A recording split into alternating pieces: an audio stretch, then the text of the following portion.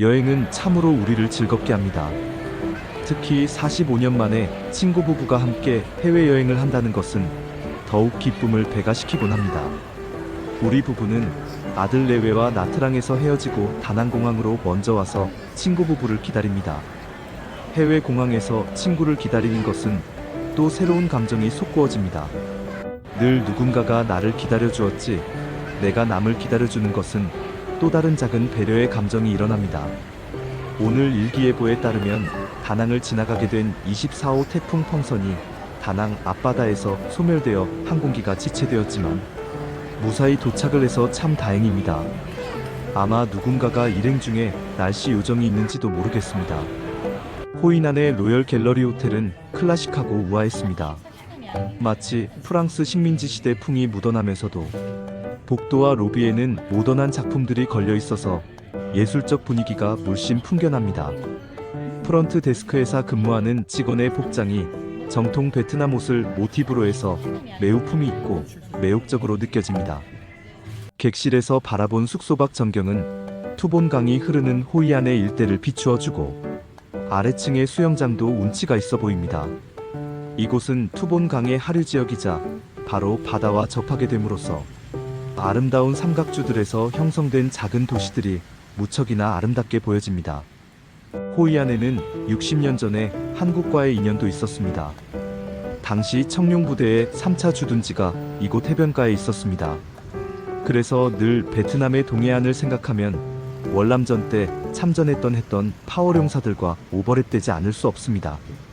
지금은 역사의 수레바퀴를 돌려서 두 나라가 그 어느 때보다도 끈끈한 협력의 나라, 사돈의 나라를 이루고 있지만 그러한 생채기를 남겼다는 것은 어떻게 할 수 없는 역사로 남게 되었습니다. 호이안은 유네스코의 세계문화유산으로 1999년에 등재되었습니다.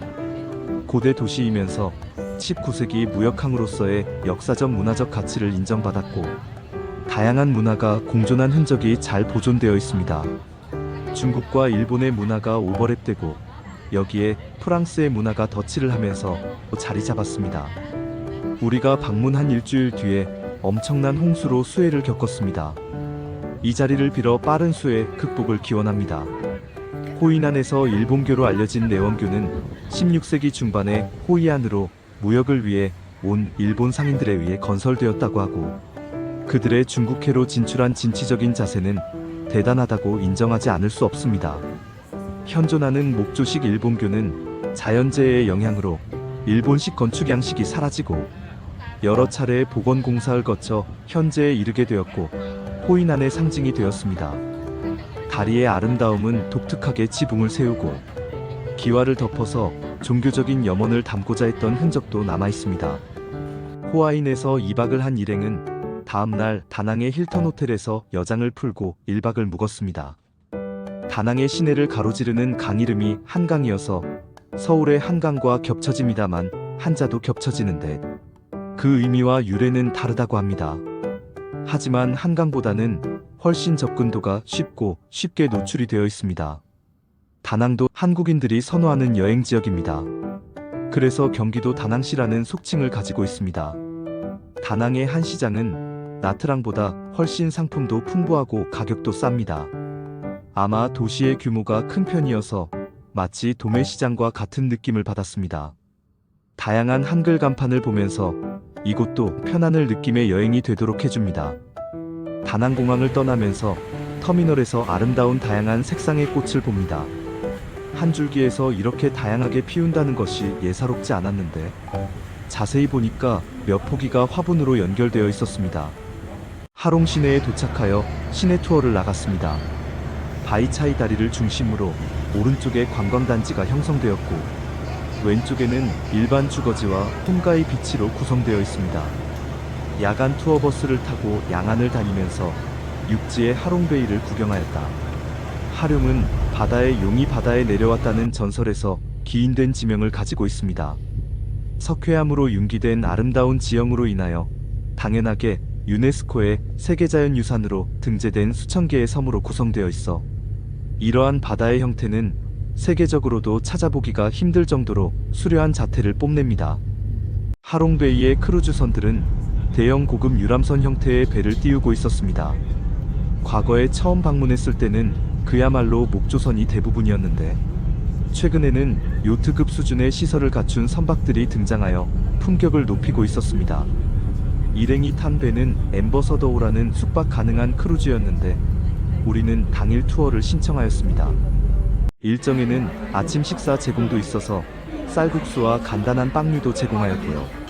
먼저 식사를 한 후에 관광이 시작되었는데요. 제일 먼저 간 곳이 승소동굴입니다. 승소동굴은 10,000평의 규모로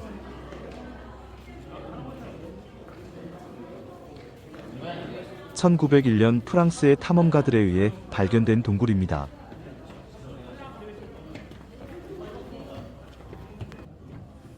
승소시란 놀라움이라는 뜻이라고 합니다.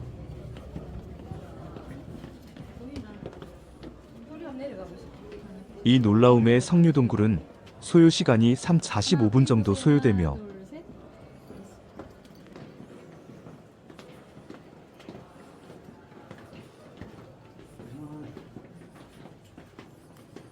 아름다운 조명으로 인해 내부 촬영을 하게 되면 동굴의 아름다움이 드러납니다.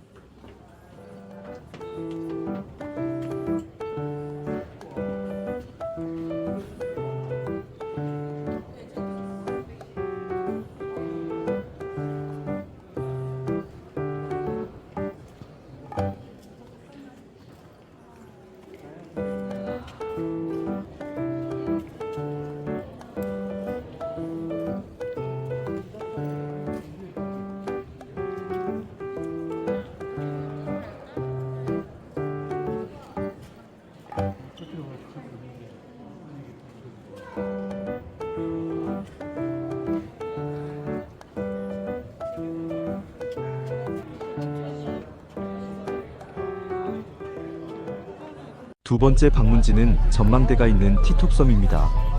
티톱섬의 이름은 1962년 호치민 주석이 직접 이곳을 방문하여 당시 러시아의 우주 비행사였던 게르만 티톱을 기념하기 위하여 티톱섬이라고 불렀다고 합니다. 이 섬은 하롱베이 안에서 드물게 작고 예쁘면서 얕은 해수욕장을 가지고 있습니다. 그리고 무엇보다 하롱베이에서 가장 높이 올라갈 수 있는 전망대가 있어서 함께 보도록 하겠습니다. 하롱베이 전망대에 올랐습니다. 428계단, 약 해발 90m로 되어 있습니다. 아름다운 전경, 약 2,000개의 섬들이 둘러싸여 있는 아름다운 하롱베이를, 하롱베이의 가장 높은 지역이죠. 관광객들이 올라올 수 있는 가장 높은 지역, 해발 한 90m까지 올라와 봤습니다. 모두 이 더위에 아주 힘이 들어가는 그런 표정입니다.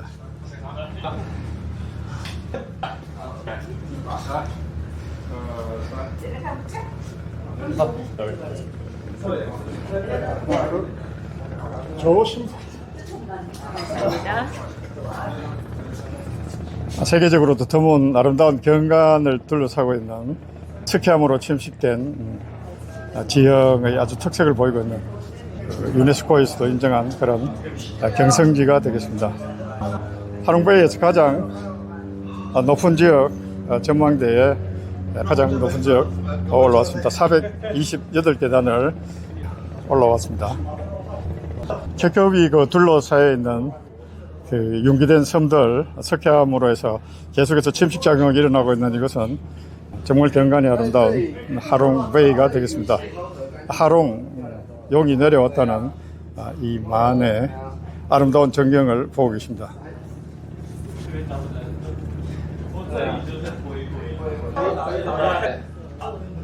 바다에 매가 인사를 하고 있네요. 주십시오. 예, 하롱베이 올라오시니까 어떻습니까? 네, 좋긴 한데 정말 힘든데요. 딱 한 번 와고 싶습니다. 아름다운 하롱베이에는 수많은 관광 보트들이 있고 관광 보트들을 또 이렇게 해안가로 연결하는 텐더선들이 부지런히 움직이고 있습니다. 섬들은 이 하롱베이만 약 700개, 전체 섬 규모는 약 2,000개 정도로 지적되어 있습니다. 보다 많은 섬들이 스키함으로 이렇게 연결되어 아름다운 이런 지형과 형태를 나타내고 있습니다. 바로 밑에는 이 해변 조그마한 그 모래사장이 있어서 이곳에서 해수욕도 즐길 수 있는 그런 지형이 되겠습니다. 다음으로 방문할 곳은 루온 동굴이 되겠습니다. 루온은 그저 동굴을 나타낸다고 하는데요. 폭 60m 높이 2.5에서 4m의 동굴입니다. 아무래도 썰물일 때는 통과하기가 어렵다고 하는데요. 이 동굴을 지나면 자연 라군 호수이 나타나는데요.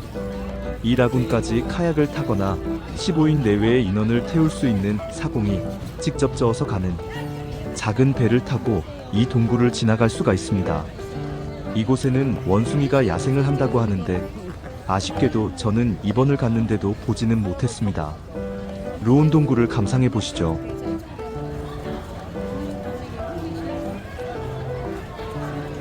배를 타면 감흥이 자연스럽게 생겨나고 흥겨운 노래도 한가락 맞추게 됩니다.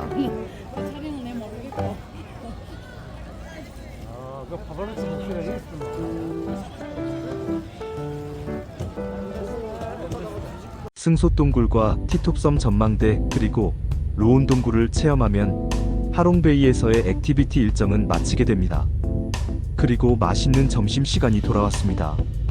점심은 뷔페인데 상당히 내용이 푸짐합니다. 스테이크와 횟감이 준비되어 있고 선상에서의 식사로는 매우 디럭스한 느낌입니다. 디저트와 커피까지 제공되며 그 외의 음료는 별도의 비용을 지불해야 합니다. 점심 식사 후에 오후의 선상 일정에는 가수의 공연이 있었고 현지 음식 실습이 있었습니다. 현지 가수의 노래는 상당한 수준의 음악성을 지녔습니다. 널려 알려진 팝송이나 중국, 한국의 애창 음악들을 듣다 보니 아무래도 감흥이 나게 마련입니다. 마지막에는 신이 나도록 노래를 해서 흥겨움에 함께 춤을 추며 마무리하였습니다. 그리고 하노이 시내로 이동하여 이 시내의 번잡성을 체감하면서 하노이 시내에서 저녁을 선택하였는데 비엔 레스토랑이라는 곳이었습니다. 여기서 베트남 음식의 매력을 느낄 수가 있었습니다. 퓨전화시킨 음식이었는데 이미 시각적으로 눈길을 끌면서 식욕을 돋구었습니다. 베트남에서의 마지막 식사가 멋지게 마무리되고 혼잡한 시내의 간이식당과 거리를 보면서 베트남에서의 일정을 끝내었습니다. 45년 지기의 부부 동반 여행은 그렇게 열심히 살아온 지난 세월을 회상하면서 또 다가올 인생 산막을 이야기하면서 베트남에서 성숙해가고 있었습니다.